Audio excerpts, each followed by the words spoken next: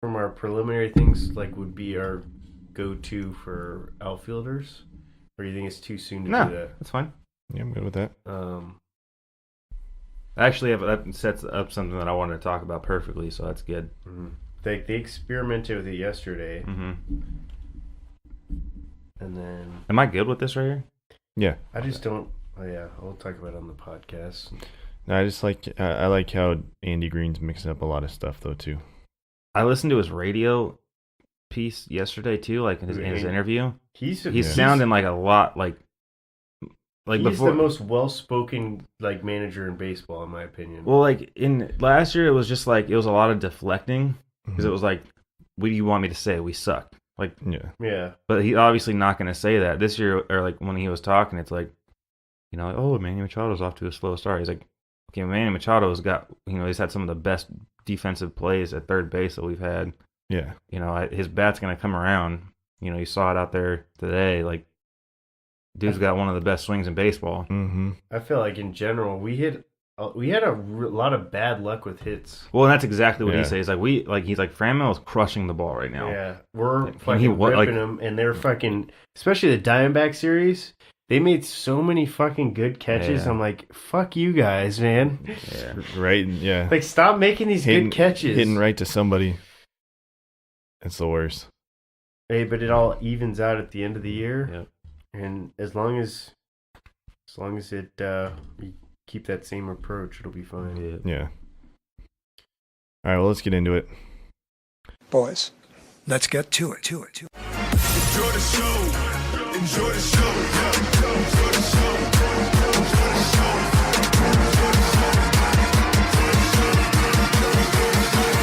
Lights, camera, action.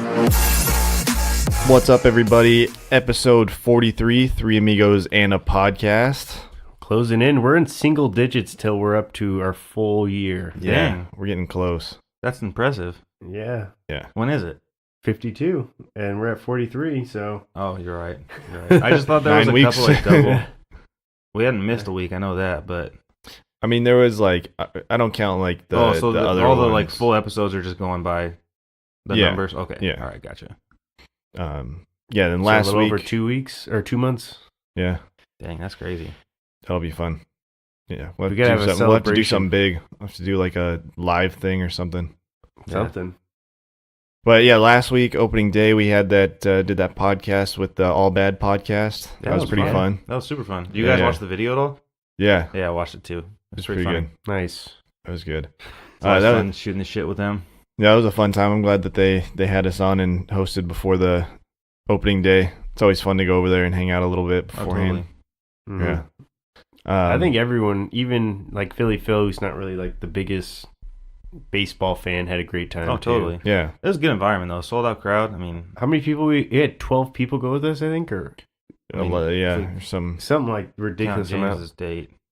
Yeah. That was the We largest, were 10. But that then was there was the another group. largest opening day crowd I've ever been with, Oh yeah, definitely. It was a and full not squad. just us. I felt like capacity wise for the entire ballpark. Yeah, totally. Yeah. I thought they stretched capacity beyond what we've seen in recent years. Mm-hmm.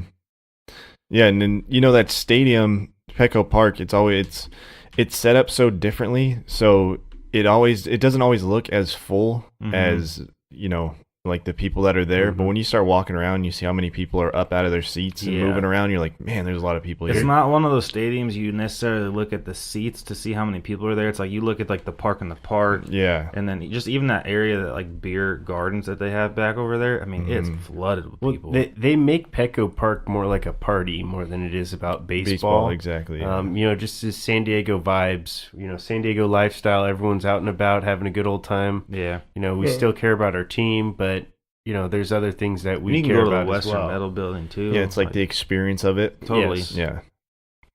Yeah, but how was you guys this week? It was good, man. Went to your house for birthday party on Saturday. The birthday Yeah, bash. It was fun. And then, I mean, it's pretty much been it. It's been working all week. Yeah. Yeah. I went to back-to-back Padre games Thursday and Friday. Nice. way too much to drink, and my body was hurting. Dude, I feel like I'm still digesting beer from a week ago. Oh, yeah, Dude. we drank so much, and we had some more of those Manny Machado beers. Yeah, those did me in for sure. Those things are so good, though. Yeah, they That were shit really was tasty. strong. I put that down too fast. You definitely You did. chugged it. You're all you downed excited. it like it was water. Yeah.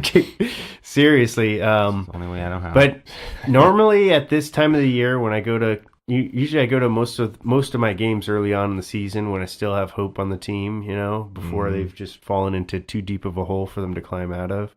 They're 2-0, man. Normally I'm in the hole. I'm like, I keep You're like, I can't go. I keep a record of how many how they do in the games I go to every year, and then they're up 2-0. So yeah, the good luck charm. Keep going. yeah, I got to go to some more. They won those first 2 against the Giants, and they actually had shut them out. They shut them out both those games, if I'm not mistaken.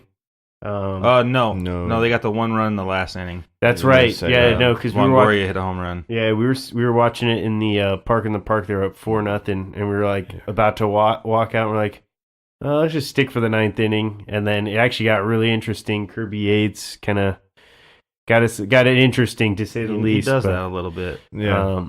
Yeah, he's not a lockdown closer, but he does have 3 saves on the He's year. still new to the role. He's doing the job. Yeah. I mean, it takes a little bit longer, but he's doing the job. Yeah. Definitely he's going to get your heart racing, but hey, his ERA is still low. He's converting on the save opportunities when he gets them, and that's really all you need out of your closer. Absolutely.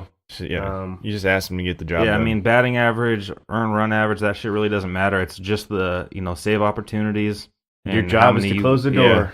Just close. That's all you got to do. It doesn't matter how. Just get it done. Exactly. Yeah. Me and my dad were talking about it too. It's like I remember there was several years there where the Padres went scoreless for the first 2 or 3 games of the year, and I was like, it's kind of nice to be on the opposite end of that. It is. It's Yeah. nice to see the bats going a little bit. Yeah.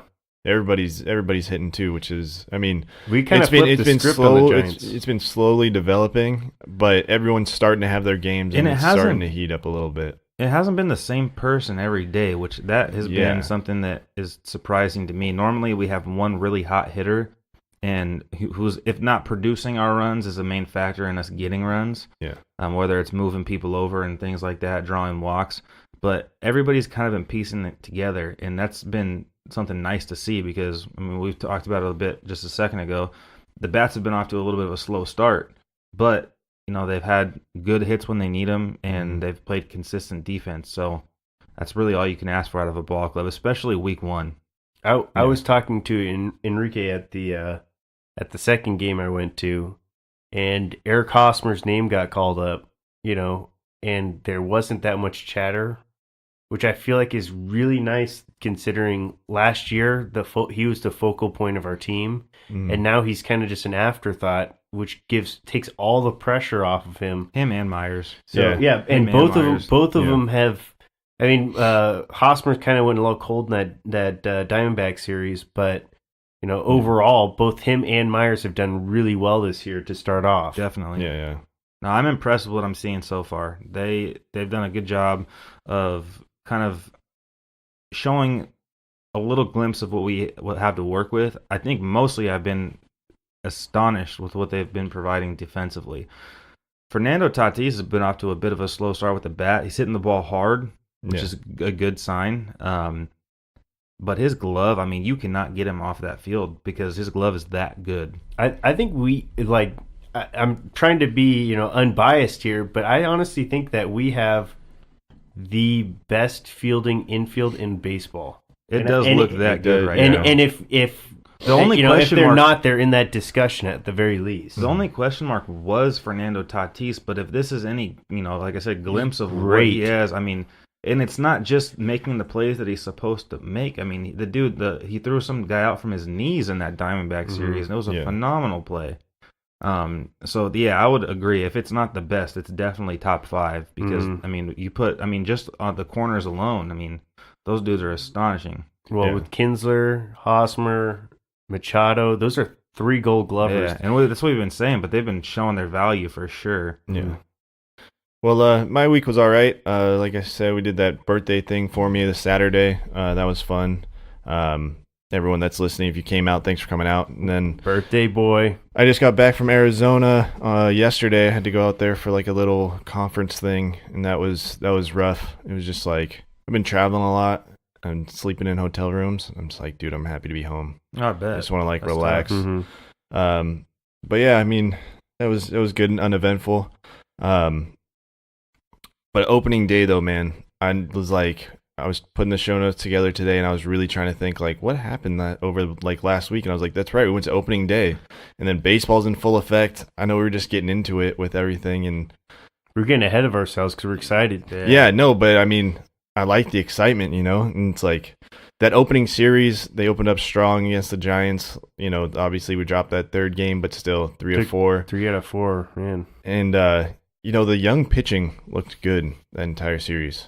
Yeah, I mean, they gave up 1 run or No, it 2 was runs in 21 innings. Yeah. Something like that. 20. It was 2 runs 21 over and a half. 21 and a half innings, which is phenomenal Yeah, for like a young group yeah. of guys. Yeah, that's, I mean, 4 pitchers who are, under 25 years old that went out there and showed up. I mean, Lucchesi looks like a stud. Mhm. Paddock looked phenomenal.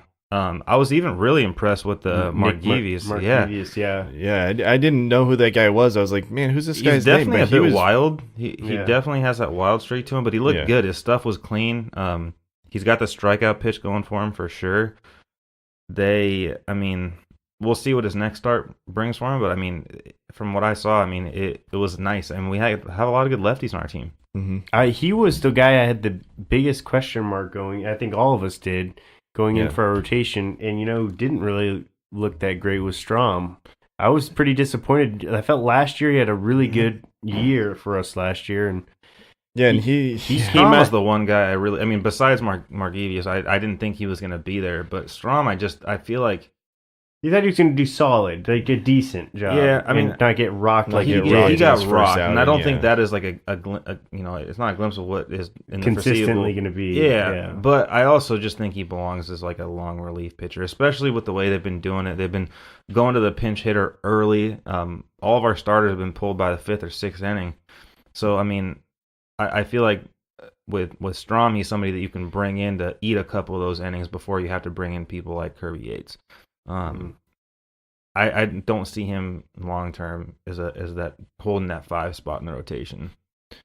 I mean, yeah, it was unfortunate to see him get rocked in that first game, and then, like you said, it's hard to see because I'm in the same boat with you, Ryan. I really didn't know what to expect out of him. I wasn't expecting a whole lot, not as much as like these other young guys with like Padack and Lucchesi and stuff. I didn't put him in that conversation, in my opinion.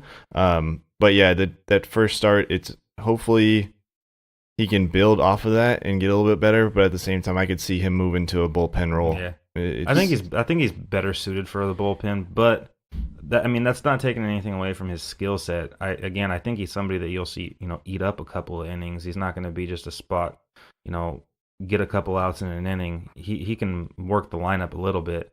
But I mean, the Diamondbacks, they have their bats are off to a hot start. Yeah, I mean, I don't think that that's going to be sustainable for them for the rest of the year, but they got a lot of power-hitting right-handed hitters, and it just didn't match up well for Strahm.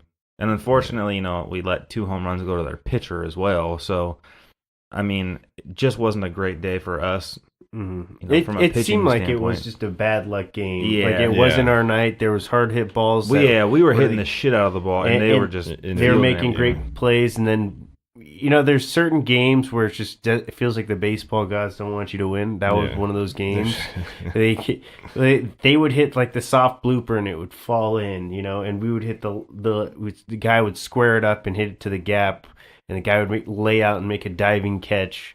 And those really break your will. Oh, You totally. see a number of those, and that especially when you're down big, that happens. It just makes you kind of like hang your head a little bit.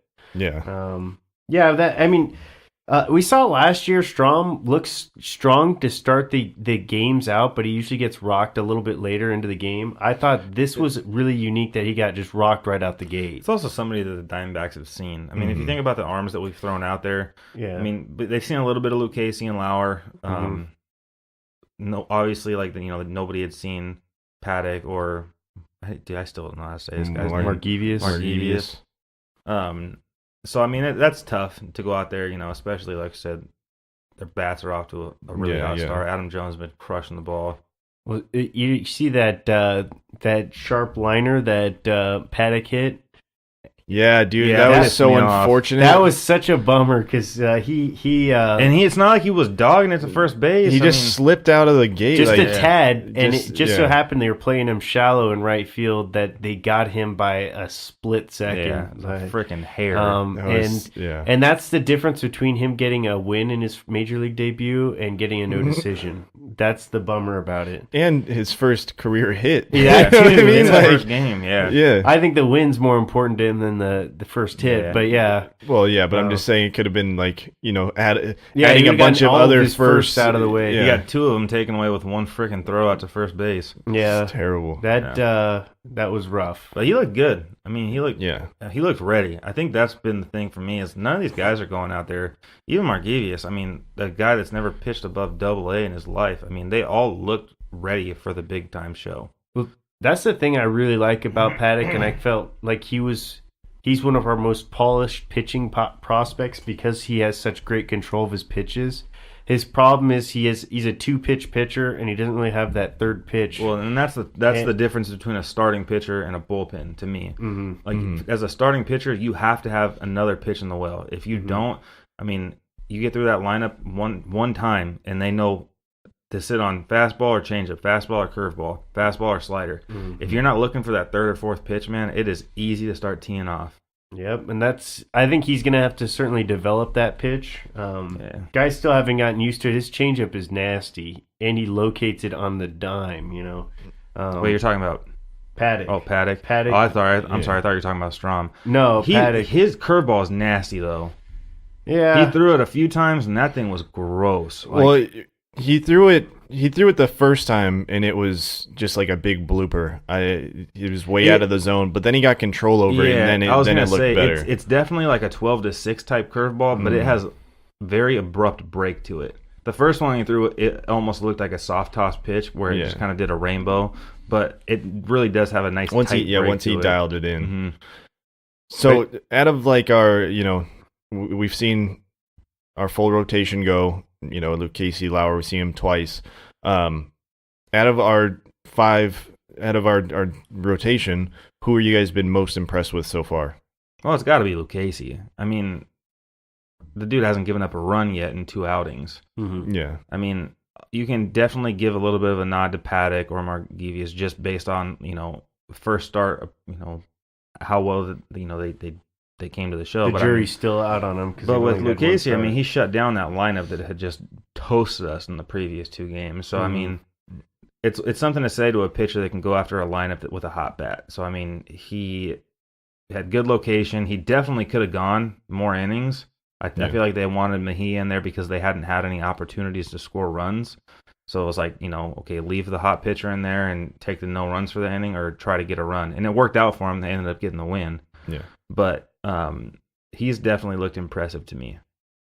Yeah, I mean, I completely agree. And he would be my pick too. But to not bore the listeners with the same response, I'm going to go with Padack. I think both of them have done just a terrific job. But going in on your major league debut and to just dominate the way he did, and given the lack of run support that he got, it just shows the composure that he has, and I feel like he is going to deliver for this team consistently. You heard him talk. He sounds like he is he's just a very goal-oriented pitcher. You heard it. They said he had a plan to start the year out, in spring training, that he was going to accomplish all X, Y, and Z. He set out and he accomplished those things. And I feel like, having somebody out there who's got that drive, there's something to say about that, and I don't know. I think the future is very bright for Padack.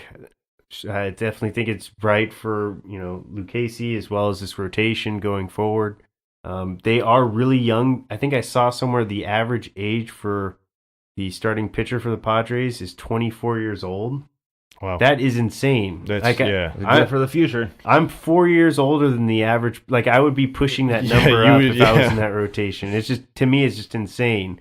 It's definitely bright, and we have all those prospects. I think we had talked about it you took out all of our current prospects that are up in the show right now, we'd still be really good. Yeah. We'd still be set for the future. Absolutely. I So mean, we're beyond deep. yeah, Definitely. I mean, the pitching prospects we have coming up. I mean, Baez, Quantrill, Logan Allen, Mackenzie Gore, Ryan Weathers is another guy. I mean, It's like a Luis whole fresh, Patino. Luis Patino. I mean, like we have a more than enough starting pitchers. it's a whole in our fresh starting arsenal. rotation. That Yeah, can, that's the you know? only reason it doesn't drive me nuts that they're not adamant about going out and signing a player to like a long-term deal, because it's like, shit. I mean, take your pick. I don't Yeah. really think we need to make a move right now. Like as far, if we don't make the postseason this year, it's not the end of the world. Yeah, I don't think that it right I don't now think it's anybody's given a like. You know what I mean? I know that I'm they've talked sure- about signing a player like Keuchel, and that's the only one that can kind of make sense if it's shorter term. Yeah.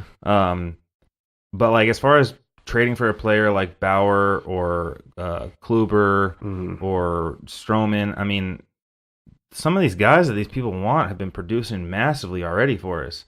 I feel like Mejia, like that dude is crushing the ball and coming to his own as a catcher, and he's gonna and I know this is like if we went back to like one of our first couple podcasts, but like I love what I'm seeing from Austin Hedges. The dude is a phenomenal catcher, but Mejia is legitimately putting himself into a position where eventually they might not have an opportunity to sit him on the bench. I don't think that time's coming anytime soon, but if he keeps, developing into a catcher, I mean, it's going to be tough. Yeah, and it is tough too because Hedges has struggled behind the plate, but defensively we've always this talked year about. He's doing good. No, I know this year, so it's like that bat's bringing up, but like you said, behind the plate, like hitting. I'm sorry, I thought you were talking about catching. No, His catching, man. Yeah, that's what I'm saying. But behind the plate, like Yeah. at the plate, he's struggled, but Yeah. behind the plate, he's always been so solid. And Yeah, this year, his bat's his bat's been up. Yeah. which I is, know which you is saw nice. that play. That was freaking. the throw out that he had during Padack's start. Yeah, That's that- what I was trying to think about. I was like, freaking 3 steps. I was trying to think. I was like, dude, I know he had an amazing play. I just can't think of what it threw- was. Yeah, he threw one right on a I dime, was sitting at and he had home- some clutch hits too for some runs driven in. I was sitting at home watching that game, and I was like, "Oh damn! Like we got a guy on. Like let's see how Padack does with this guy. He's gonna try to get into scoring position." Gunned him. He didn't even have I think it was Kinsler or Tatis reached for him, and I was like, I think it's Tatis. Yeah, You didn't even have to reach for him. That dude, all you had to do was put your hand in front of the glove, and you would have seen it. You got thrown out by 3 steps. Yeah. But that's one of the things I like about Hedges is I feel like you can put him behind the plate and he's going to call a good game. Everything's going to be his pitch frame's terrific. Against that Giant series, I felt like we got a handful of calls that should not have been calls. I think you had even talked about it. Oh, I texted you. Those were bullshit. bad. Yes, but Hedges is framing those. The last one, I don't know. Yes, the first one was not even remotely close. that umpire bad. that umpire was consistently bad. It Though. wasn't He one kept of those- calling things yeah. high, and then It wasn't one of those that just Greinke bad start calls. was pretty awful too. I don't know if you guys want to talk about that game. I would just say from I that didn't umpire actually see that alone, game. that was everything was all over the place. So obviously the players were more upset because it was the 9th inning. The last one to Bell, it didn't miss by a lot. And I thought feel it was paint, but it was about it was probably a baseball above where it should have been called a strike. But 2 things, 2 strikes, you have to be at least trying to foul that off. yeah, And he had been consistently calling that high pitch all game. Mhm. So it's with those 2 factors in, that one didn't drive me nuts. But the one I can't remember, it was Tapara, I think. yeah, that one for sure. He got yeah. Oh my god! I was like, this dude. If you can go out and find umpires, he's definitely getting something removed from his paycheck because that shit was bad. Well, did you guys see that Manny Machado interference call? That I was saw the dumb, highlight too. of That it, but that one really pissed me off, man. dude, was Andy Green the first manager ejected? I don't think so. No, somebody else beat him. I don't know. I know somebody there was else was in that opening got weekend. ejected. Somebody from the I can't remember. There was one of the pitching coaches that got ejected 1 pitch into the game. That's awesome. Kind of like Greg Popovich got ejected 63 seconds. Yeah, in. 63 seconds into the game yesterday. But different sports. But That was kind of nice to see him go out there. I mean, it was dumb. I mean, well, Green had to do it just Yeah. because we were getting our ass kicked, and you need something to get the players and the fans into it.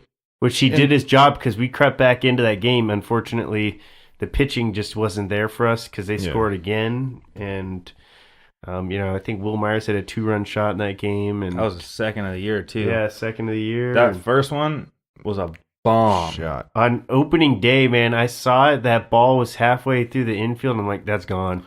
That landed in the second deck of that beer garden over there in right field. I mean, That was a 450-foot home run, I think. It was 460 plus. 460. Yeah, Jesus. dude. It was a freaking. And your dad called it too, Dean. Yeah. We all I mean, I Didn't don't he? know. Yeah, he picked him, He right? picked him, yeah. Yeah, because we always do that. Who's gonna hit the first home run? Yeah. And Rollo called it. Yeah. That shit was a towering shot. You guys kind of mentioned it before, kind of during our intro, but how with Machado being signed and Tatis being up, they're kind of taking the spotlight, so people like Hosmer and Myers can kind of relax a little bit more and fall more into that back seat kind of role. And I think it's really helping Myers just Myers stay focused. Because I feel like he had that that really good season. And went to the home run derby, and then he almost had a 30-30 season that year. Yeah. And then the past 2 seasons, since he's been the face, has just been dropping off, or I feel like his production level hasn't been there. Obviously, he's dealt He with got the injuries, talent. but He's definitely underrated. And I feel like we've even to a fault have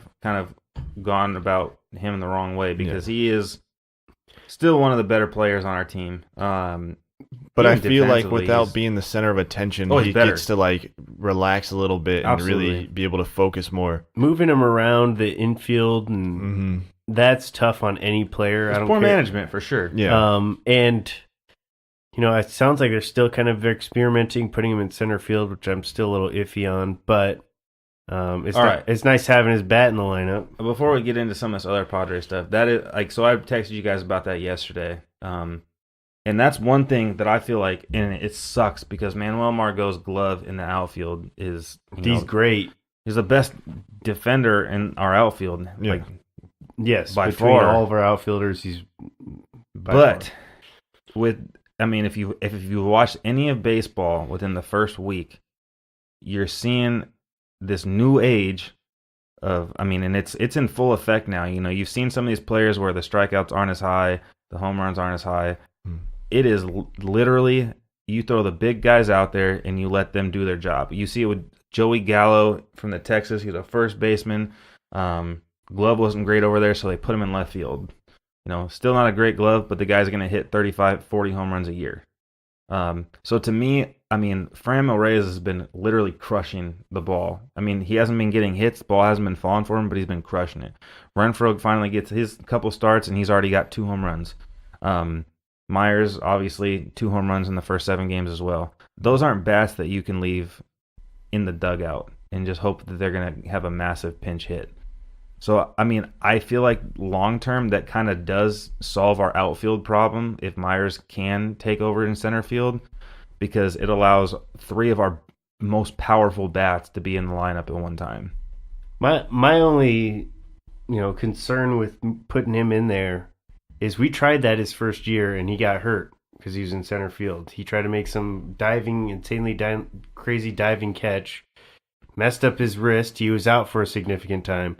And I'm looking more for his health more than you got to have his bat on this team the entire year. And if you're keeping him out in center field and he makes an injury, a play diving for a ball or something like that. An injury's going to come in left field, first base, right, wherever he's playing. I understand that maybe center field you feel like you have to cover more ground, but certain ballparks have certain holes in different places, so he could be playing left field at a park with a deeper left center, and he could be making that same mistake and dive and injure himself. Yeah, but you want to avoid it as much as possible. Also, you can't put training wheels on a player and expect him not to grow. You have to do what's best for your team. So, I understand from a health standpoint, but if having those 3 bats in your lineup is going to be better for your team, then you have to give it a shot. And if he's an injury-prone player like he has been, then you know that it's something that eventually you're going to have to move on from.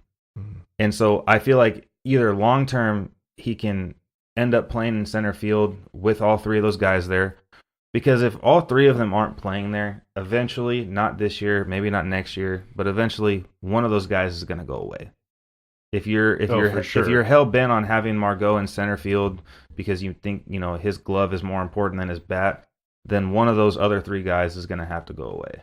But if you're going to keep up with teams like the Dodgers, then you need those 3 bats out there.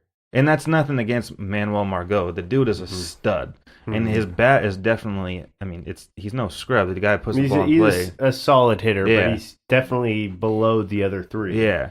Yeah. So, I mean, with the amount of contact that Renfroe and Reyes have both been making and what we've seen from Myers in the past, I mean, that's my only thing is like, if long-term he's going to stay healthy, he needs to play center field.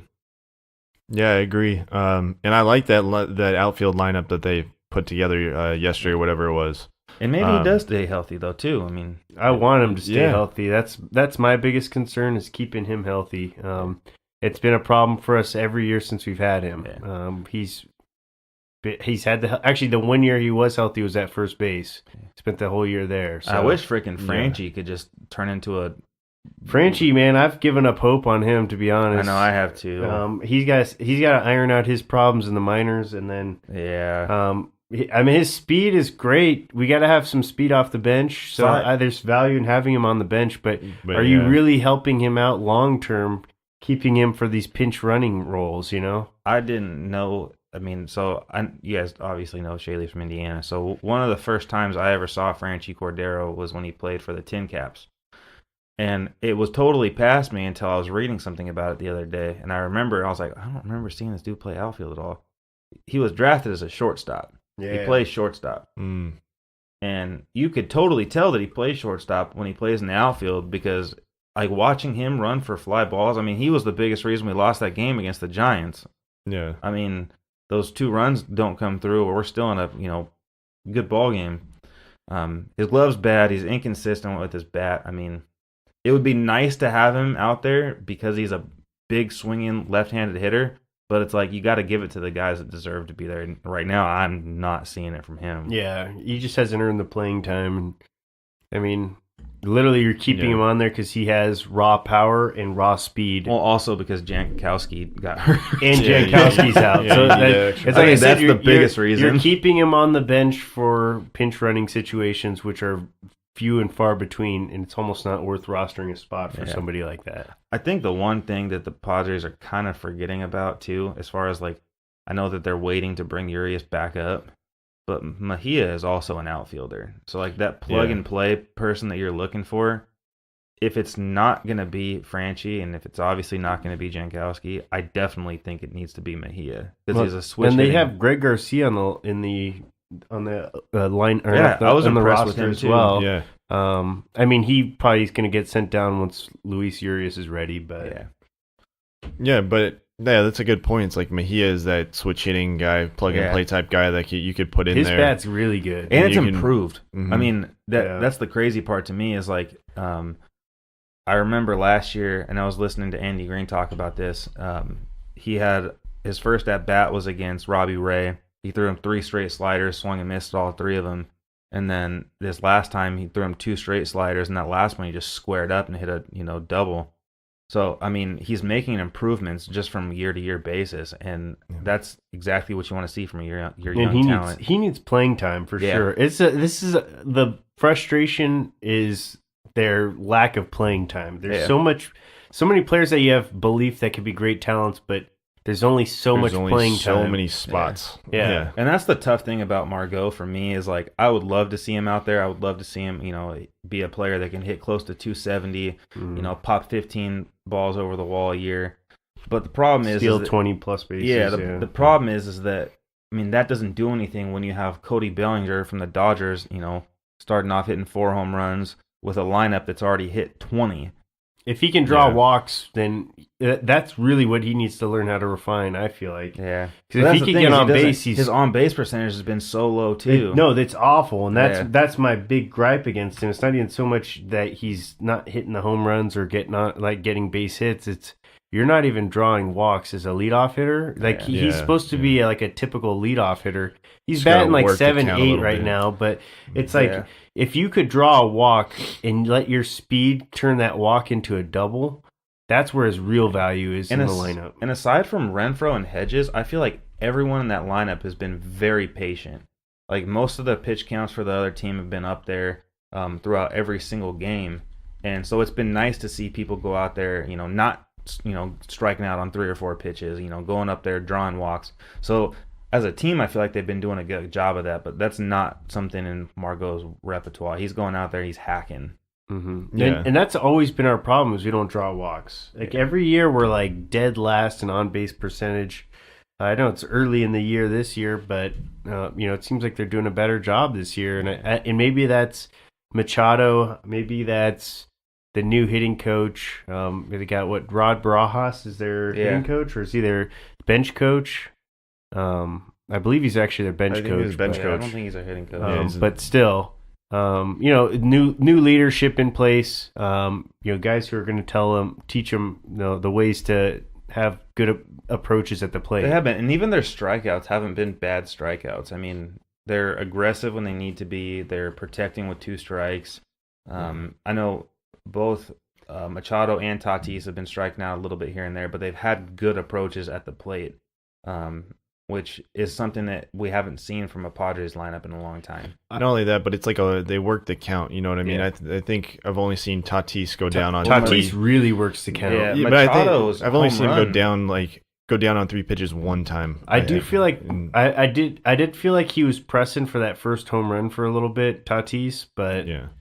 I mean he got I it felt out of the way. Machado was the same way. I felt like Machado Yeah. was really pressing for it too. Yeah, well, He was taking a that lot one of that he big got was cuts. on 2 strikes though, and he ripped that sucker. and that was a ball out of the zone. That, Definitely. it was like in on It the was hands. Yeah, on the like 2 hands feet that he- inside, he man. turned Not on 2 it. feet, Yeah, but I was like, I don't know how Yeah. you fucking. I don't know hit how he kept it there. Yeah, I really don't, because Yeah. like most of the time, like that pitch in that location, I mean, that It's going ball's- into the dugout. It's not in the dugout. It's like left of the Western Metal Building. Like, Yeah. but that dude, I mean, as soon as it hopped off the bat, like it was a laser beam into the second deck. well, that's the place you got to hit it at Petco Park if you're trying to get it out. To be honest, Yeah. like you got to really hug those lines. Yeah. Otherwise, you try to hit them to the corner, left center, right Yeah. center. It's just the power alleys. It's just you got to really Myers crush didn't it. have to a get- problem with that. No, Myers didn't. have a Myers problem with it. didn't, but I know Tatis hit one that would have Yeah. gone out if he would have pulled it more. The first one that he hit off the wall, and even that one that Yeah. he drew, the one that he had the long fly out to right field. That one, Yeah. even if he would have squared it up a little bit more, his first home run though was a shot. Like, The dude's a big boy, man. yeah, I know you've said it before, but I don't expect it. I'm like, dude, he's got a big. clean swing too. Yeah, he does. He's gonna be fine. He has that like Giancarlo Stanton swing, you know what I Yeah. mean? Like he uses that leverage of his body Mhm. and just like gets What- behind it. They showed a picture of like a side by side of him and his dad, and they're like their batting stance are very similar. Yeah, no, he's definitely got some pop though. That first one that he hit took off. Yeah, Yeah. that almost hit the hit Yeah. here sign Yeah. or whatever. Hit me here. Hit or- me, that yeah, was hit a it here, shot. whatever. Yeah, Yeah, dude. Renfroe got a couple good ones too. The other thing I was gonna bring up is that I feel like the Padres are being a lot more aggressive on the bases this year Oh, than in definitely. the past. we have Definitely. decent. I know speed we in have our- decent speed, but it always just seems like our base running, we don't. It's like it doesn't. I don't know. Maybe in the past we've been focused on other things, so it doesn't feel like the small ball factor has been in effect for us. But I feel like now it's a lot more. Get a player on. Let's get him moving. And I feel like they're hit some giving- hit and runs. Exactly. I feel Yeah. like they're giving the steal to players and not necessarily telling the batter to take. Mhm. So, I mean, they're putting players in motion. They're not necessarily just like, hey, we're going to try to swipe this bag real quick. It's like, hey, Yeah. we're going to get something moving. Let's just see what happens. Yeah, exactly. And I mean, baseball, I mean, we say all the time, so some of the best hitters, you fail 75% of the time. Mhm. And I mean, in those actions, great things happen when you get people moving. Yeah. If you're just going station to station, I mean, it's hard to win ball games. You can We- score a couple runs, but you're not going to, score more if you Yeah, keep everybody if at you the keep bag. everybody at the You bat, saw exactly. Machado playing a little cat and mouse with Greinke, and then Greinke had made that move over to first base probably a half dozen times, maybe more. And then he's kind of in the back of his mind while he's approaching, and he tosses one over to Renfroe. It was like a hanging curveball, and Renfroe just rips it up the center for a 2-run shot. I don't know if you guys saw that. Oh, one, yeah, or- yeah. Yeah, that's just the proof that you put guys in motion. It kind of it distracts the pitcher, And it Yeah, kinda there's gets a in their lot of head. aspects of it. It's 70% like, mental. Yeah. Like, yeah, there's a lot of absolutely. aspects of it of just like, you get in the pitcher's head, you get in the catcher's head, because I forget who it was. Tatis was up. I forget. Myers took the bag, and it would have been a strike 3 call, but the catcher didn't frame it properly. He was popping up. Yep. Like he was trying to get it, and it was like, dude, that was a high strike right on the zone, and that should have been called strike 3. And I was just like, man, yeah. So like that aspect of it, and then like Ryan said, you get people moving, you put the ball in play. That's another bit. That's an extra base. So you're taking away a double play a lot of the times. I mean, yeah. Or even like you hit a little blooper to like right field, like that guy's going to third now. It's like he's already at second, he can make it there. It's not like you're moving. And it shows confidence in your team too. The guys Yeah. hit, and you're like, I trust this guy's going to be able to get the job done. Plus, it makes it more fun for the guys too. I'm sure. Yeah. You know what I mean? They're like, yeah, I'm But I going feel this like time. we also have more speed on our team than we've had in a long time. Yeah. And like Brandon was saying, like, and I know I've been like giving crap to Manny Machado saying he's slow. He's still a smart baseball player, so like he knows. He's really crafty. Yeah, so like he can crafty. get there for sure. Tatis is freaking. He's really quick. He's probably He's our not- fastest guy, I think now. Maybe over Tatis, like over. I don't know if I say Franchi. he's our fastest, but He looks. he's fucking. Dude, he's But just got he's long quick. strides yeah. too. Yeah. He's like 6'4", That's- and he's yeah. quick. It's dude, it's crazy to me. Well, the dude scored from first to home on a single in spring Yeah, training. that shit was Remember that? dope. It's like- That was dope. I don't know if third I- base coach is like stop, and he's like, I'm taking it. No, that's one of the things I like about him. For a 20-year-old, that guy has more confidence than some of these veterans. yeah, he's Well, aggressive. and to the point of earlier, how we were saying like certain people or like how Tatis and Machado have the spotlight now. It's like he stepped right into that, and he's been so poised with it. He had and 2 he's hits been, in his debut, first guy since The bunt. Robin Yount in Yeah. 1975. A Hey, little- tell me about any player in their first Major League Baseball game that would just sit there and be like, that third baseman scooted back because I ripped one past him. I'm just gonna lay down a bunt. gonna slide Like, like that that was quick with tap. confidence. That was Yeah. amazing. Yeah, dude. Like, I mean, and it's so funny because like we talk about a bunt being exciting, but like that crowd seriously roared. Well, we're as a fan base, he is the biggest prospect we've probably arguably ever had. I would Yeah. say he's the best Oh, yeah. prospect we've ever had, It's like that's what got everyone excited. aside from Matt Bush. God. But yeah, it was just the fact that like We he try gets to a forget. standing ovation in his first at bat, and then you know what I mean. He puts the ball in play. Yeah. You're just like, dude, that's in confidence. Yeah, he's ready. Yeah, He's definitely ready. I mean, and like we can't say it enough. The dude is 20 years old. He ain't even done like growing yet. Yeah. no. He He's just can't. gonna He get- literally, if they were popping champagne right now, he couldn't have it. No. No. Nope, I'm sure that's it. he'd find a way, but He'd no, find a way. In the Dominican he can. But Yeah, yeah. Yeah. Oh man, that's We're in the United States, so no. yeah. But no, it's an exciting first week of baseball. And I mean, the one fact we haven't even brought up yet, we're 4-3. Yeah. So winning Yeah. ball club right winning now. ball club after, and normally I would actually be stoked being 3-4 at this time last year. Well, I'd I'm be like, just- hey, we're still alive. Just the fact that we haven't like gotten swept in a series, Yeah. like dope. It just feels like this, there's the excitement around the team kind of, it's just something we Yeah. haven't felt as Padre fans in a really long time. And yeah, it's exciting, man. you really, especially in that opening series, I felt like we really got a feel for, what's to come. And The community needed something like this. And Brandon said it before. We are underachieving on an offensive standpoint right now. Mhm. So it's only going to improve. I mean, and even with our pitching that has been overachieving, even if it levels out a little bit, once our bats get going, I mean, it's going to be an exciting club to watch. I think our bats are considerably underperforming because But- I've seen a lot of just well hit balls. I was that going are to say that, falling. yeah. And the pitching, while I do think they're playing over their head, I don't think they're playing that much over their head. Yeah. Well, shout out to Andy Green, though. He's playing them smart. Mhm. Yeah. He's not like going out there and being like, hey, we're going to get you out there 7-8 innings and just see how well you do. He's pulling them quick because he's like, hey, you're doing well. I want you to keep this confidence going into the next start. Mhm. Yeah, We're going to give it to the bullpen now, and we're going to trust them to do their jobs. And they've done it. So, I mean, Yeah, I'm a obviously- fan of that management style. I really am. Yeah. Like, I'm a fan of getting in there, keep that confidence going. Don't and it's exhaust your National League arm. baseball style That- for yeah. sure. That's also just the trend baseball's doing in general. Mhm.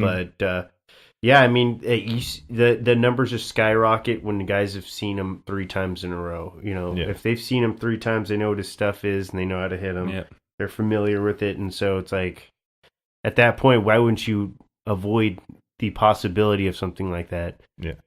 Even if you can roster less position players on your team and put more pitchers in place, that's one way. That's a strategy. And I mean, to be honest, these position players could probably play mostly 162 games. Yeah. It's nice getting them a day off every once in a while, but you're also, like Manny Machado, if you're getting paid $300 million, it's like, yeah, you should probably be out there for all the games. Yes. Yeah.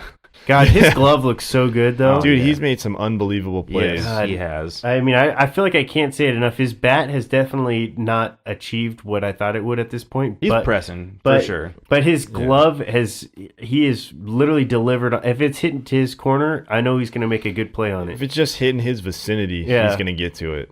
It's not like something that's going to go past him or he's not going to knock it down. With the outfield, too. I mean, Framel's slow, but, I mean, he's been making some good plays. Well, did you see that one that he took on the pick and he, did a spin on his backside and, tossed it over to first, perfectly, seamless? Oh, Tatis. No, what's his name? Machado. No, I didn't see that. There's one where he backhanded like this and he spun around and chucked it over to first and it was perfect. Dude, there was this one, I forget the player of the game or whatever, but it was like a little spinning dribbler up the left, down the third base line.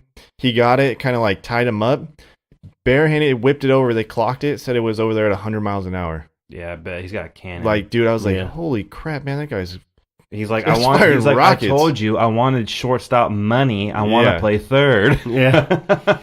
Dude, yeah, he had the cannon, though, because I was just like, man, that guy's going to be safe. That ball ate him up, and he just came out strong. The infield, if somebody hits the ball in the infield, I know these guys are going to make a good play on it. It's just whether or not we let them hit it out of the ballpark has been our problem for our pitching. They let off a lot of home runs in that Diamondback series. It was tough, too, because during that Giants series, it looked like nothing was carrying, and then the Diamondbacks came in and was like, well, I guess that problem was solved. Yeah. Ball's carrying fine.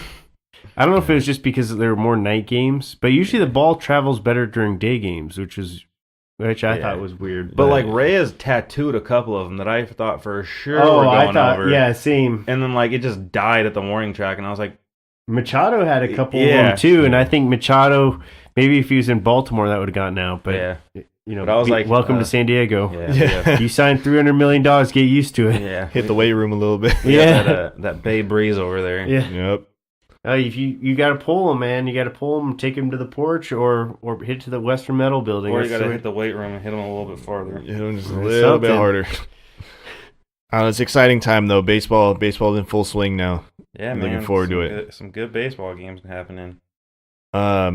NBA, we got the playoffs set. Almost. We just got a couple more games. I know. We were just talking about yesterday. Man, I was following along because I know Ryan is our resident Heat fan here, and D-Wade's got to go out in a good hurrah. Man. I think that would be awesome. He'll probably get swept in the first round, but I'm sitting here, and now they're one game out, half a game out. Both all the teams lost, I think, except for the Magic, obviously, because they played the Knicks. But they have a bunch of tough games. They played Celtics back to back. Then they got the Timberwolves kind of suck.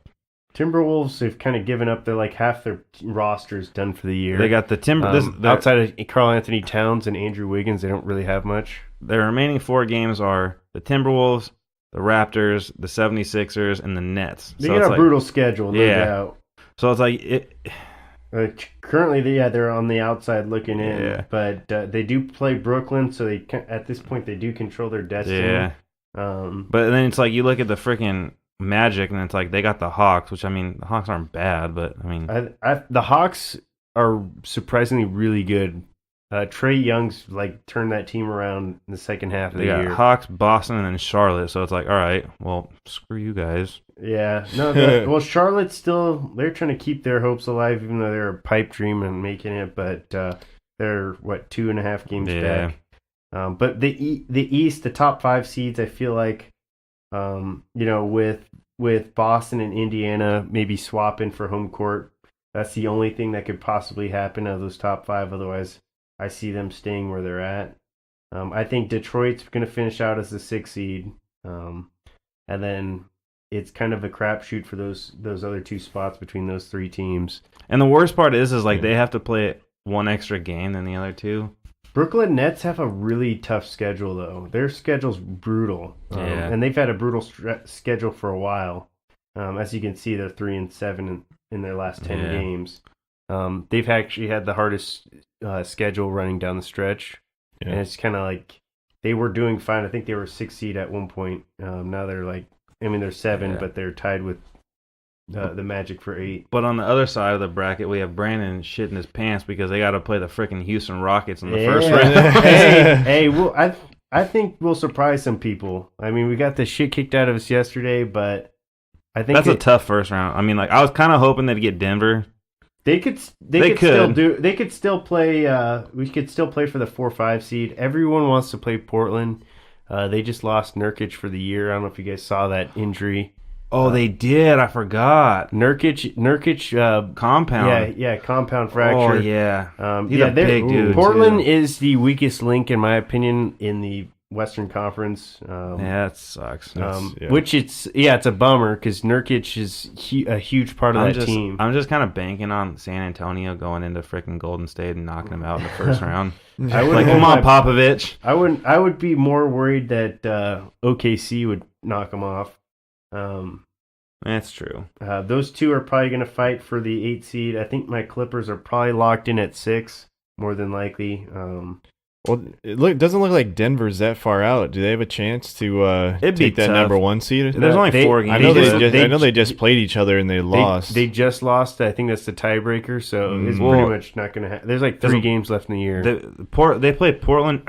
Denver plays Portland twice, Utah, and then Minnesota. So it's like they'd have to win 4 out of 4, essentially. Mm-hmm. And then with Golden State's going to play my Clippers. And it's the last regular season game at Oracle Arena. I'm pretty sure they're going to beat the shit out of my Clippers. But then it's like Golden State they have Cleveland, the Lakers, they're playing Lakers right now. They have Cleveland, the Clippers, the Pelicans, and then the Grizzlies. So it's like they got a soft schedule. Yeah. The hardest team is the Clippers, and there's no way they're losing on their own home court on their last regular season. It's just not going to happen. But it's going to be interesting for sure. We had said this before. It's seeding at this point. I think Houston's probably going to stay where it's at. You never know. They are pushing really hard to move up to that 2 seed. That way they'd have home court advantage at least until the Western Conference Finals if they were to make it there. And then, Portland's probably going to stay where they're at. Houston does have a pretty good chance, though. They play the Knicks, the Suns, and then they play OKC. I mean, OKC is obviously a good team. OKC's tough. But, like, the Knicks and the Suns, like, you're basically playing the 2 worst teams in basketball. And the Suns just lost Devin Booker for the year, which it wasn't like a significant injury. It's like, congratulations, you guys got Zion Williamson to pair with another center. Like, well, we'll see. The way the lottery's set up now, the top 4 spots are in the draft are lottery, and the top 3 spots, like the top 3 worst records, have an equal opportunity, like equal percentage of getting the lottery pick for 1. So it's like it's really hard to get really 1 now. I don't know how we're doing on time right now. We're at like 50. Okay, so I can ask Brandon a quick question. So like you pay attention to the NBA draft, obviously. So the way that it's looking right now, like if the season ended with the current standings, we'd have Knicks, Cleveland, and Suns for the worst record. Correct. So, if for some reason the Suns end up with the number 1 overall pick, who do you think they should take? Because I know that the answer everybody's saying is it has to be Zion Williams because So this is the funny thing that you asked me this because one of my coworkers is a diehard Phoenix Suns fan. So I'm always talking to him about Phoenix Suns, and he wants Zion Williamson more than anything. And Zion, they do apparently have a hole at the 4 position. I think they got wings for days, so they have 3s and 2s in their lineup. But they also just locked up a center with Ayton. I really think more than anything, Morant is the guy for them. I think so too. I 100% so think that. I'm glad that you say that because that team lacks a point guard. And Devin Booker is a fantastic shooter. Absolutely. But he's not a guy who's going to get everyone involved in the offense. And I feel like if you draft Zion Williams at this point, you're basically doing the same thing that the 76ers did, where you're taking the best player available, but you're not thinking long-term. Like, we can go up and down the draft board of all the mistakes the 76ers made with their high-round picks. I mean, Nerlens Noel, Markelle Fultz. There was plenty of players there available that they could have taken that would have helped their team right now.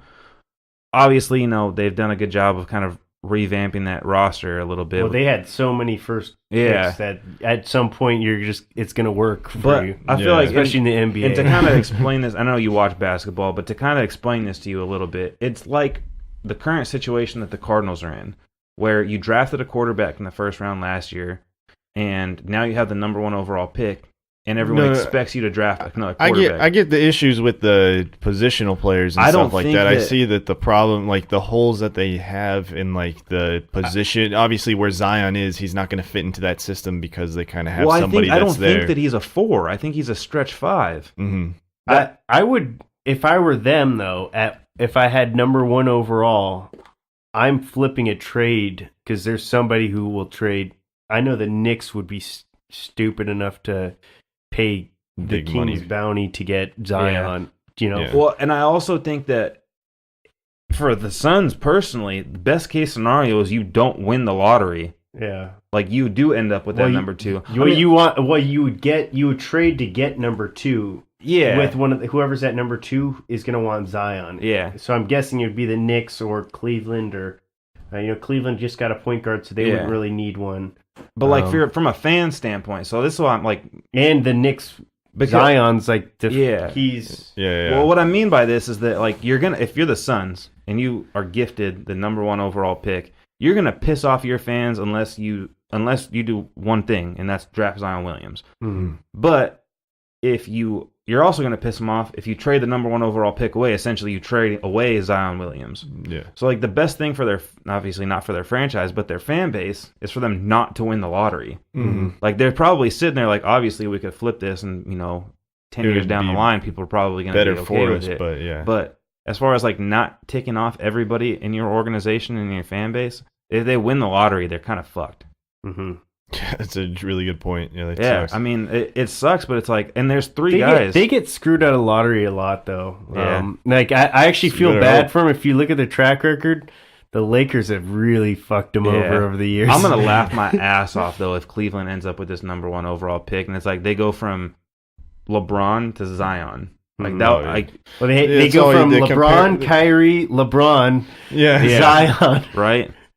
Then Kyrie again. Kyrie back. Zion and Kyrie. That John Morant guy, that dude is... Oh, he's good. I mean, I think that Zion Williams is definitely, like, he's a freak. But I feel like this argument is comparing LeBron James and Michael Jordan. I'm not saying that either of them are that good, but you're talking about a freak talent versus the best overall basketball player. I agree, yeah. Because, like, I think that John Morant, especially because he plays for Murray State, has gone so, like, under the radar up until this, past couple months. But, like, if you look at that dude and what he produced all year, I mean, he gets to the rack just like Russell Westbrook. He can shoot threes just like any, like, other good player in the NBA. And the dude averaged, like, almost a triple-double in college. Yeah. And so he had one on the biggest stage in the tournament, too. And, like, nobody does that. Yeah.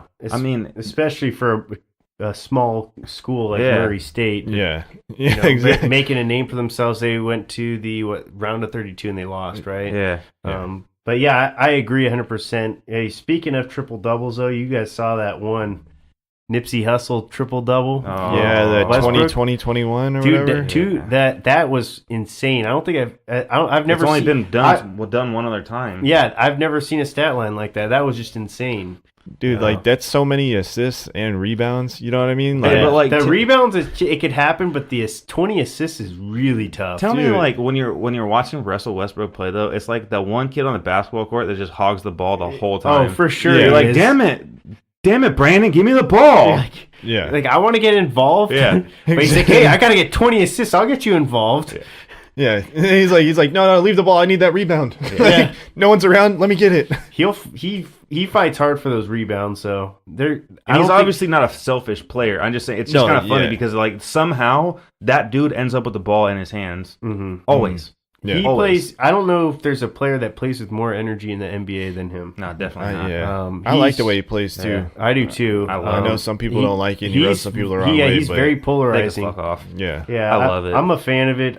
I don't. If I was, I mean, all his teammates love him though. I mean, but like if I was playing though, I would want to be involved a little bit more. Yeah. Especially when we lose, I'm going to be looking at you. I'm like, well, we lost because you were fucking hogging the ball. But I think it's a very interesting dynamic that we have in the NBA nowadays because like there's so many superstars. You know, you have LeBron James, who is just in a class of his own. Yeah. You have James Harden, who adds a new item to his arsenal every offseason.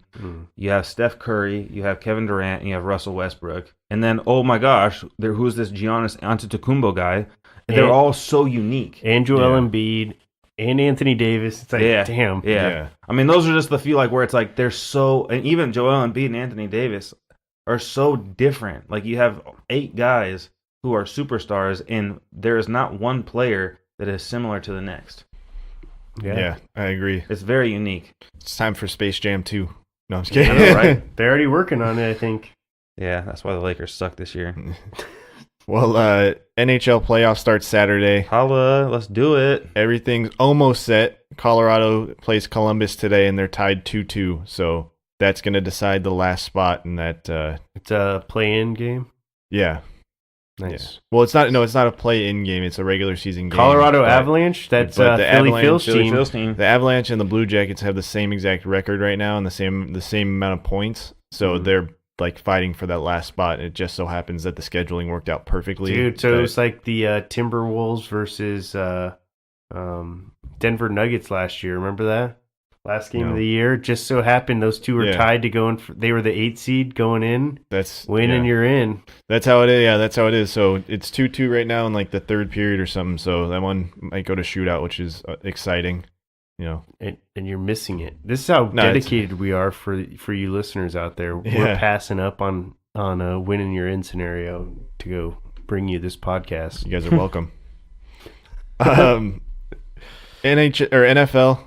I know it's off season. Do we have anything? I felt like there was something there. I just wanted to give a quick shout out to Kyle Emanuel from the Chargers. Just retired today, so it was a contract year for him.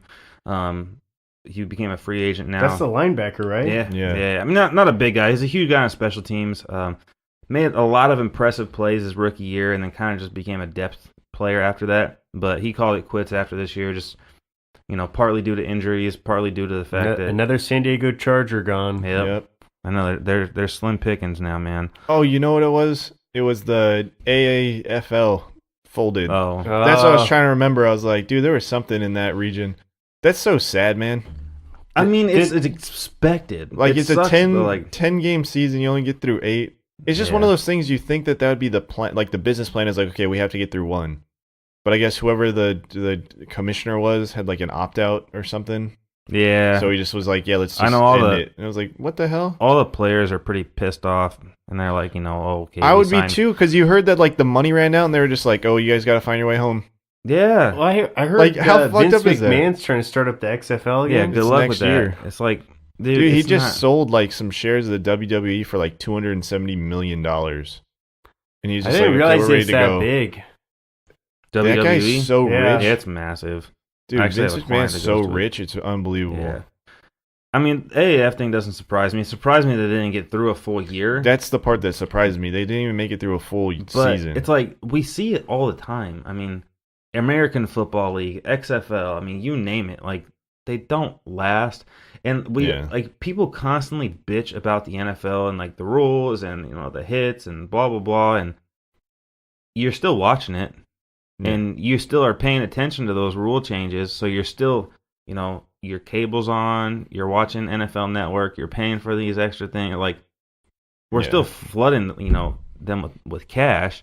So, I mean, at the end of the day, they're one of the biggest moneymakers in all of sports. It's not going to be something that you can just come in and be like, well, people love watching football. It's like, no, people love watching football from September until February. Well, not only that, but it's like people like watching the elevated game of things. They like the that's same talent, that- you know, good It's talent. the same that's reason what- that people don't pay the tickets to go. I mean, obviously we've done a good Yeah. job with the hockey team here, the minor league hockey team, but that's still, you're selling out a 15,000 seat. But like, crowd, but that's different. You know what I mean? Like, I would say that majority of Americans aren't hockey fans. You know what I mean? Yeah. I'd say like a majority of fans would be baseball fans. But how many people can you tell me that have been to like a Chihuahuas game That's or like sold out. a Storm game or no, just in general that have been? I've like, been to a couple. of No, them, I know I've but- been to a couple, but I'm if just you- saying. But like like, the average, again though, like you haven't been to those games where it's a sold out crowd and No. everybody's cheering, and everybody's wearing Chihuahua hats. Like it's not the If same. you lived in game. that area too, I think it'd probably be different. Well, and think about the area that most of those stadiums are in. They're small in, town yeah, really places. small, Yeah, yeah. I mean, so it's not They're low cost of living areas to and set low up cost to shop. build stadiums. So I mean, So- there's a reason that they do it that way. But again, like people, But at the same point, if they try to take like AAA baseball or like AA baseball and make it its own league, there's no way that that's going to sustain itself because yeah, like televised games and all that stuff. Like people aren't going to go see that because they want to see the elevated game One, or I the think from elevated like players of a that. consumer standpoint is like we forget how much money it costs to put these games on television, Yeah, and the massive TV deals that Like, are signed. it's not. Like, I mean, that's where these sports make the majority of their money. So it's like you're talking about, the AAF. How many of those games were televised? It's like if you're not on TV, you're not making money. There's a reason why San Diego State football games don't sell out. I mean, there's a reason for it. The only reason why I'm probably ever going to watch them is because I'm an alumni. Otherwise, I wouldn't care. But yeah, SDSU is a lower level college team. They're not elite. Well, no, that's what I'm saying is like the talent level is not there. talent level's Exactly, not yeah. there, and that's the reason why they don't even sell Yeah. out. Isn't that? And that's yeah, the it's point always I'm trying to make. that's That's the what point it we're comes all trying to down make. to. It's Yeah. always the talent level. Yeah, like absolutely. people are only going to pay top dollar for top dollar entertainment. Yeah, absolutely. And All you the gotta time. have vested stake too. Like if you're a Charger fan, you care whether they win or lose because they're going to go to the playoffs. And you've been supporting this team Yeah. for so long. If you only give a franchise a year, But that's the like, other part too. Is like how vested can you be in a team? At the that contingency plan for the league like just wasn't there. It's like if Mm-hmm. you want us to be a fan of yours, like you're gonna have to build it over a couple seasons. But again, like, like you were saying, the talent level, but also like at the end of the day, your baseball team wins the World Series. That's something like they hold up that trophy with all the Yeah. flags on it. Yeah. What do they win when they win the minor league championship?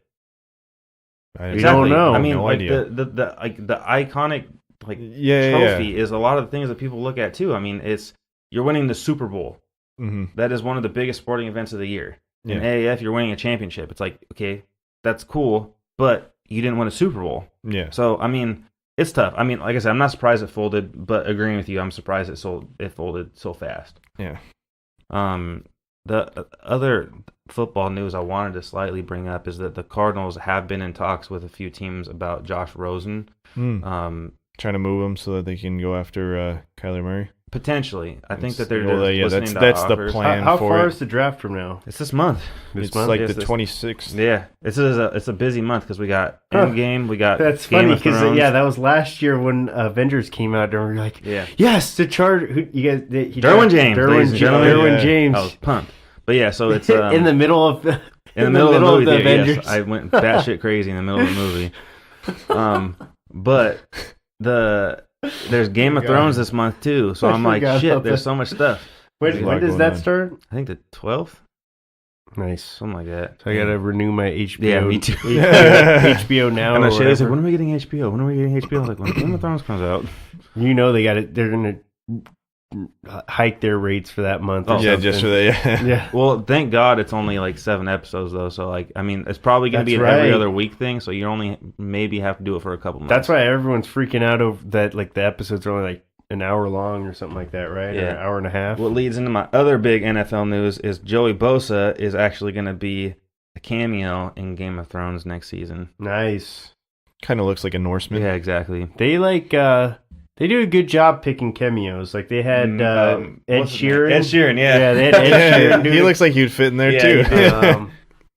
Yeah. Well, no, that's a different show. Vikings. Josh Donaldson was in that show. That was a good Vikings, show. But I like that show. yeah, it's always cool seeing some of these like sports athletes and these make these appearances. David in, Beckham movies. that was in that King Arthur movie.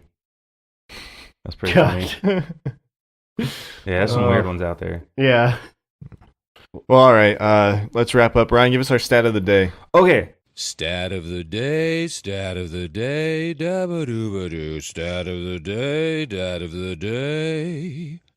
Here comes that what? Stat of the day. Bop. Since we talked a lot about baseball, I'm just going to give you a little fun one. Average lifespan of a professional Rawlings baseball. Anybody want to give a guess? 1 inning. Are we talking about like how many times they use it in a game or like Pitch count. Pitch count? I'm gonna go Yeah. 2.5 pitches. I'm gonna go. I think 1 pitch. It's 6 pitches. The average lifespan of a professional baseball it's between 5 and 7. So I was like, okay, 6. I just see them like just toss them like there's no tomorrow. But then you have some pitchers that have one ball and they like to stick with it and they'll just like, they'll rub the dirt off. Well, I know they'll like get that scuff in I there. know if it gets a scuff, like the umpire will like toss it out because the pitchers will use that for extra. I actually grip thought on 6 was kind of high for average. I definitely think 6 I is thought high. 6 is high too. But it's funny because if you think about when we played baseball, it was like the umpire always had 3. So it was like when there's a foul ball, I was like, all right, who's on the bench? Go get the foul ball. Yeah, go get it. Yeah. And with that, it was like, I mean, that's one of the reasons I feel like I'm semi-decent at looking for golf balls because we'd always have to go look in that freaking ivy. Yeah. But like if you think in professional baseball, like scuffs, foul balls, home runs, like all that stuff, like they're souvenirs for the fans. So I was like, So I thought 6 was kind of high. Well, I know they like because they have to put like a mud on each baseball, and I know they like pre-mud like. Yeah, we talked about that before. I think they like pre-mud like 4 it. dozen baseballs or something like that before the game happens, and then they have someone in the game if they're flying through the baseballs, like actually getting them prepped and ready. Because I mean that is kind of high. Because then you got to take into account like each like half inning they switch every pitching change switch. It's like there's a lot of factors going into that. Yeah. 6 does seem a little high. We got to recount. No, I'm just kidding. No. Well, in this one, Baseball Rules Academy actually says 8 pitches. Wow. But yeah, either way, it seems pretty high. Because I just try to think of it as like if in reality, if a bat goes longer than like 3 pitches, then I assume How many foul balls that there's a foul ball. Like. Well, you also have to factor in like some of these really good pitchers out there too. They just have filthy stuff that guys can't even touch it. At Padres That's true. games, it's like they probably go through like 10 an inning. We do foul a decent amount off though. Yeah, they battle. Definitely. They battle. Yeah. Well, if they start putting up that netting at every stadium like they're supposed to, it'd probably be. They were talking about it on the Padres, where like, is it fair game to go climb up on those nets if you're like a fielder? It's a good question. I feel like with the camera angles they have now, it's like they could totally tell if it hit the net first. Because I remember I played it. So is that what it is? It hits the net foul? Yeah. Oh yeah, obviously because you can't scoop it down. Yeah. That was dumb. I don't know. Mm-hmm. No, but like I remember, like when I was younger, we played at a field that had a net, and it did that, and like catcher went up and it bounced off the net and caught it, and the umpire called him out, and then it was like a 10-minute long discussion about it hit the net, and he was like, "Fuck you, man! This is a rec league baseball game.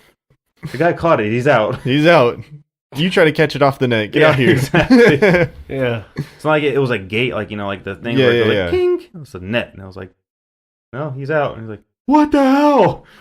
This is a rec league. Oh, that's good. That was a good stat. I thought it was. It's like something you're gonna remember for sure. Oh, definitely. I'm definitely the next time I watch a baseball game, I'm gonna watch the ball. Like I'm gonna watch that one ball and be like, let's see how many pitches this ball is gonna go. Yeah. Yeah. Good stat. All right, everybody. Thank you for listening. We are the 3 Amigos and a podcast. Just keep listening to us, and we'll see you next week. See you next week, guys. Later.